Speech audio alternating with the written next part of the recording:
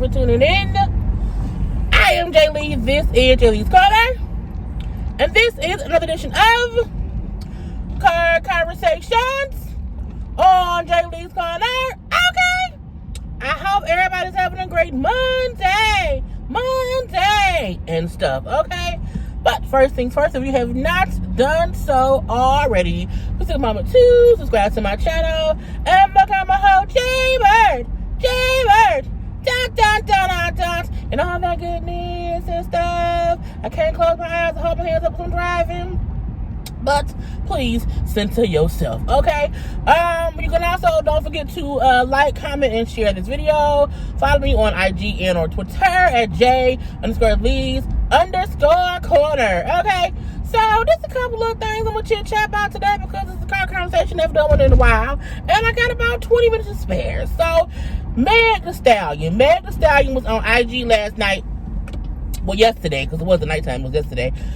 Just kind of complaining about her situation. So, Meg Thee Stallion, that she put out, that she signed to 2 independent labels. Okay, she signed to 2 independent labels, and then she's managed by Roc Nation. Okay, however, one of her labels, I believe it's the 1,500 people or whatever, does not want her to put out any new music. Okay, they're blocking her. What they doing? They're blocking her from putting out new music or making new music because she wants to renegotiate her contract. Now, she went on to bring up how, you know, when she first started out, it was her mom. We know her mom has since passed away. May she rest in peace. And so she felt like, or she feels like, before she was even signed to these people, that she was already Meg Thee Stallion. You know what I'm saying? It wasn't as if they kind of made her. It was just a better situation to help her further do things or whatever. And so she signed said contract with the 1,500 people. But as she was trying to say, because some people thought she was saying that in her contract that she wants to renegotiate, because once she got with Roc Nation, she got her own lawyers and got other people to look at her situation. There were things in her contract that she did not know about. So she wants to make it clear, it wasn't that she did not read her contract, it's that the verbiage in the contract she didn't fully understand. It's like someone can tell you that you have the flu, and you can say, okay, I have the flu, I have to take this medication, sure. But if you don't understand the medical jargon with it, you may not understand the symptoms you get from taking said medication. That's how I look at it. The legal jargon of it all, she didn't understand. And of course, the lawyers who supposedly she was working with back then worked for the same label. So she also put up how, mirrors, cricket. She also said how, you know, when you are also signing the contract, make sure you have separate lawyers from whoever you're signing with, because those lawyers will always align themselves with the company, because that's who's best interested in looking at. So, of course, they're not going to advise you, well, this probably wouldn't be good for you because it's better for the company. They get more money, okay? So, she said she signed said contract, and there's things in there that she don't like. Now, she signed with them to supposed to do 4 albums. But again, there's things she don't like because she wants to renegotiate her terms. And that happens a lot in business, you know what I'm saying, with artists and whatever. You can renegotiate. They don't want to renegotiate. And as Meg was saying, you know, they want me to just kind of roll over and like just take it away like I'm a little bitch, and I ain't gonna do that. You know what I'm saying? Because I'm Meg Thee Stallion. So I can't make music right now. I don't know why they think I won't do it anyway. Well, you should, because you don't want to get sued. But it's crazy. So people kept on saying like, well, how can she have, you know, Roc Nation behind her to where she had to go online herself about this issue that she can't get fixed? I'm assuming it wasn't that Roc Nation isn't helping. It's probably they're in the process of trying to get it done, and she's pissed off that they even have to go through the process of all this, and they're blocking her, because before she can do anything, they have to, you know, try to do this and try to do that, and when you get frustrated with that, sometimes you speak out. So I feel like it's her speaking out, not her trying to make it seem as if Roc Nation isn't helping. It's Jay-Z. You know what I'm saying? It's Jay-Z. But, you know, sometimes people in these independent labels, they be assholes.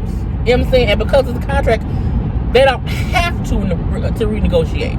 And that's the hard part. And I feel like that's probably why she's posting about it and complaining is because they're, you know what I'm saying, being assholes about it and just not making it easy. Because she's married to Stallion. They want to keep her on the hook. But you have to be smart in business. She brings up how she signed a contract when she was around 20 years old. And that's, you know, that's young and dumb territory. You know, and that's why people don't understand that you can be as popular and as successful as you want to be. But if you don't have the proper people behind you reading your contracts, and if the people reading your contracts don't have your best interest, you know what I'm saying, or they're not just smart enough to say, well, this is stupid, you get fucked in the end. And that's basically what Megan is saying. Like right now, she's fucked.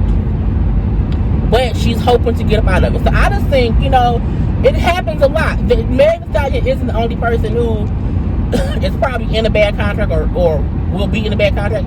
Bad contracts have been happening forever. We've seen it with all kind of artists from way before. I'm pretty sure people in the future will happen to as well. And it's mainly because sometimes people prey on new artists who just want to get further along. And so that's the situation. Now, Evelyn Lozada's baby daddy of her youngest kid or whatever, Carl Crawford, is, I guess he's the head of 1501 or whatever, because he did a little interviews, you know, when they asked him about, you know, Meg and, you know, how many albums she has to do, her wanting to get out or whatever. And his thing was, I haven't even really talked to Meg since she signed with Rock Nation, but it's all about business. You know, we got to just handle business.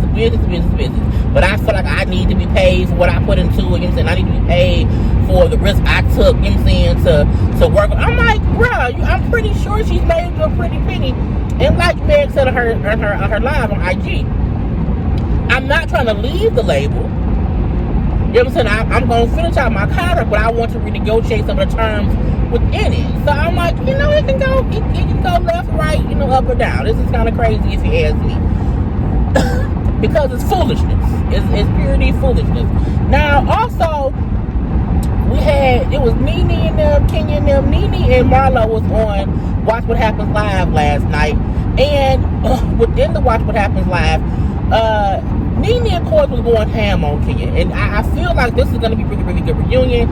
When Nene feels like she's not at odds with everyone, and she's not at odds with just like one person, she's a different beast, okay? Because she's like, I can wait to the reunion, you know, bring this, bring that. And we can tell it's going to be a knockdown, drag out, you know what I'm saying, reading up and down between the two, okay? We can see that now. Even Marlo, you know, was like, I can't wait till the reunion. I'm going to be there. I'm like, we hope you're going to be there, Marlo. But I still feel like Kenya and Nene's beef needs to cease. It's just dumb. Nene dropped the F-bomb on live TV, talking about she said, fuck Kenya. I'm like, oh, God. You know, Kenya was on social media. People kept on saying how the way that her and Mark's relationship has played out is karma for what she's done to people and said to people and things she said about people's relationships. And she just posted a picture of her and her daughter, like, you know, this is my karma, meaning I have a healthy baby girl, which is true. We have a beautiful, healthy baby girl. We wish the best within that situation of motherhood. However, your relationship and your marriage is karma for the bullshit you put with other people. And it's like you hope that people will take the higher ground, but it don't seem like Nene or Kenya gonna do that. So we just have to wait till the reunion to see it. But I mean, last night's episode was absolutely crazy.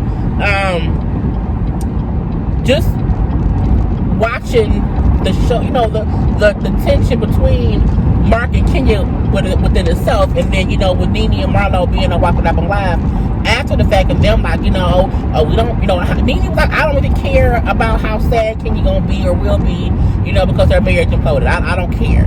And that's how you're supposed to feel about people you don't like.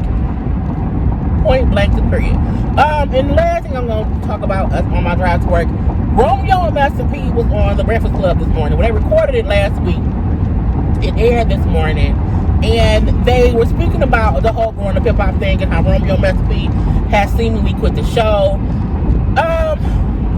The interview was like 30, a little over 30. It was less than 40 minutes, and I feel like they were trying to make it seem as if the show was also negative, the show was also fake, you know, and to an certain extent it is, but I feel like y'all made the show.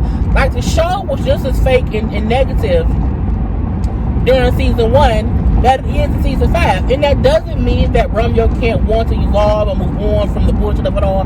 But don't make it seem as if the show evolved into that and that wasn't what it was. And it's always been bad. Like, it's always been fussing and feuding and bullshit. Y'all have placated and bullshit around with, Angela and Romeo for 5 seasons. For 5 seasons, that's what y'all did. So now all of a sudden, Romeo gonna say, the whole thing with me and her and Romeo, like, they trying to pit us against each other, whatever. You know what I'm saying? Look, y'all all did that. I don't like how they try to place blame on the show when y'all were the creators of the show and were producers on the show. Period. And I think people like to blame Angela and them for the bullshit between her and Romeo, but he's also included in that. Like, completely. And, he quit the show. He driving too damn fast. He quit the show. That's fine, because I can't sell my soul. I walked away from it back. I was making the most money on the network. You know what I'm saying? I don't care. I can leave. Saying this, and I feel like, don't create a show. You have people on the show, we see what the show is, and then you leave and you dog the show as if it completely changed from what it was when you were on there. That's what I don't like. At all. Okay? At the all. Because that's just not fair. We have to be better. Romeo and Master P are successful. That's great. They are in touch with their spiritual side. That's amazing. Should be. But I feel like they have a way of pointing fingers and blaming other people for things that they're involved in. Y'all been on that show. Don't try to make it seem as if it's everybody else's fault except y'all's, or everyone else is involved with, fake stories. And they like, because we was doing this and we was doing that, and all they want to focus on, is Angela and Romeo. And that's fake, because in real life Angela is dating other people, or she's just hanging out or whatever people, but that ain't on the show. It's a lot of stuff that isn't on the show. It's a lot. The fact that we don't know nothing about what Romeo be doing is on the show. And my thing is, Romeo had fake stuff going on since season 1. It just aggravated me that how they just sat up there and just kind of blamed everyone else. And again, I'm not saying that he can't want to move on. That's great. But base that on, I've outgrown what we created. Don't make it seem as if, the show was not what it used to be. It is. Because the same disdain that I had in season 1, I have in season 5. Y'all then helped do a whole new spinoff. Y'all had the Atlanta brand. So, don't try to make it seem. Y'all had the Atlanta brand with Bow Wow. Girl. When Master P invited Romeo and Bow Wow to play that basketball tournament, he knew that was a 1-against-1 thing. I'm like, don't bullshit a bullshitter. You know what I'm saying? Move on, do what y'all gonna do, but again, don't play innocent. Don't do that as if everybody else is corrupt. Social media is corrupt. People be selling their souls for this, and I'm like, girl, it aggravated me. It really did aggravate me. I told y'all before, Romeo does not take the fact that Romeo still, while doing an interview, did not mention what he said about Angela was crazy. Now, I didn't watch the whole interview. I didn't finish it out. But I feel like I know I did have to watch the whole thing, because they moved on from that. That's how I know he didn't acknowledge it. They talked about it for like a good 10 minutes or whatever, and they moved on. But I feel like they just won't take acceptance that Romeo said some fucked up shit. And they want to make it seem as if, the producers or Angela and them or whatever wants to make it seem like they're dating. But he was involved, he was involved in that storyline. He may be tired of it, but don't act like you weren't fully cooperating in the bullshit of it all. But people don't like Angela. And because people don't like Angela, they will, placate to Romeo. As if, okay, yeah, he's the one who is better, and he's the one, and Angela ain't shit. They both ain't shit if you ask me, because they both been doing this since season 1. Okay? And I'm gonna leave that at that. Anyway, everybody have a great Monday. And I will talk to y'all later. Oh, this construction, Jesus. Mary and Joseph. Okay? Anyway, gotta go.